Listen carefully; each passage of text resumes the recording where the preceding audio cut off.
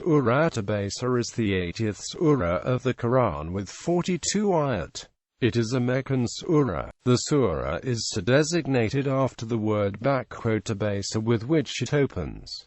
Period of revelation. Commentators and traditionists are unanimous about the occasion of the revelation of this surah. According to them, at one time some big chiefs of Mecca were sitting in the assembly of Muhammad, and he was earnestly engaged in trying to persuade them to accept Islam. At that very point, a blind man, named Abdullah ibn Maktum, approached him to seek explanation of some point concerning Islam. Muhammad disliked his interruption and ignored him. Thereupon Allah sent down this surah. For this historical incident, the period of the revelation of this surah can be precisely determined. In the first place, it is confirmed that Hazrat Abdullah ibn Maktum was one of the earliest converts to Islam. Hafiz ibn Hajar and Hafiz ibn Kathir have stated that he was one of those who had accepted Islam at a very early stage at Mecca. Secondly, some of the traditions of the hadith which relate this incident show that he had already accepted Islam, and some others show that he was inclined to accept it and had approached Muhammad in search of the truth. Hazrat Aisha states that coming to Muhammad he had said, "O Messenger of Allah, guide me to the straight path."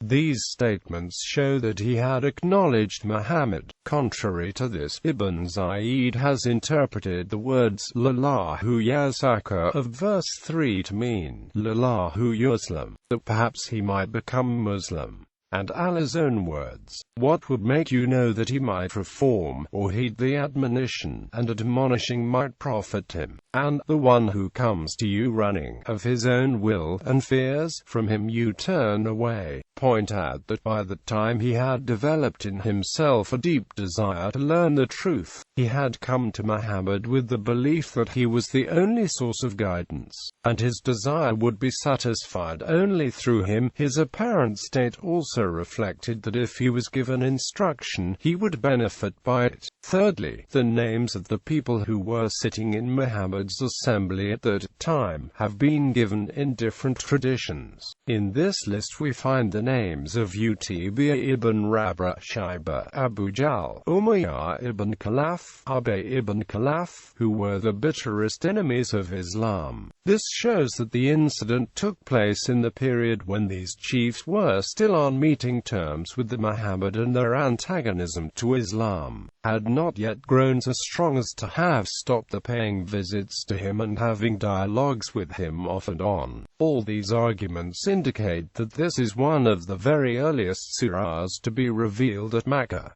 English translation of some verses. 1. The Prophet frowned and turned away. 2. Because there came to him the blind man. 3. But what would make you perceive that perhaps he might be purified? 4. Or be reminded, and the remembrance would benefit him. 5. As for he who thinks himself without need. 6.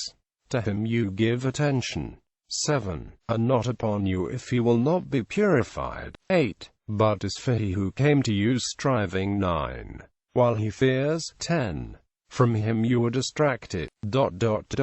Theme and subject matter. In view of the apparent style with which the discourse opens, one feels that in this surah Allah has expressed his displeasure against the Muhammad for his treating the blind man with indifference and attending to the big chiefs exclusively. But when the whole surah is considered objectively, one finds that the displeasure, in fact, has been expressed against the disbelieving Quraysh, who because of their arrogant attitude and indifference to the truth, were rejecting with contempt the message of truth being conveyed by Muhammad. Then, besides teaching him the correct method of preaching, the error of the method that he was adopting at the start of his mission has also been pointed out. His treating the blind man with neglect and disregard and devoting all his attention to the Quraysh chiefs was not for the reason that he regarded the rich as noble and a poor blind man as contemptible, and, God forbid, there was some rudeness in his manner for which Allah reproved him.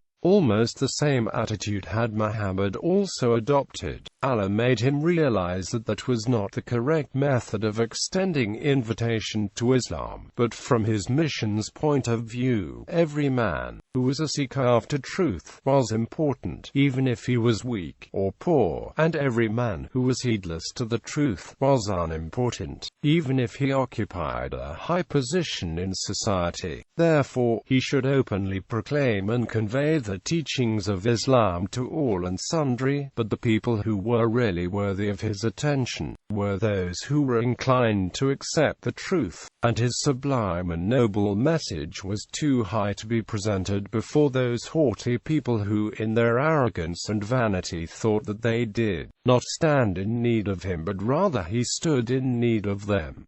This is the theme of VV 1-16. From verse 17 onward, the rebuke directly turns to the disbelievers who were repudiating the invitation of Muhammad. In this, first, they have been reproved for their attitude which they had adopted against Allah. In the end, they have been warned of the dreadful fate that they would meet in consequence of their conduct on the day of resurrection.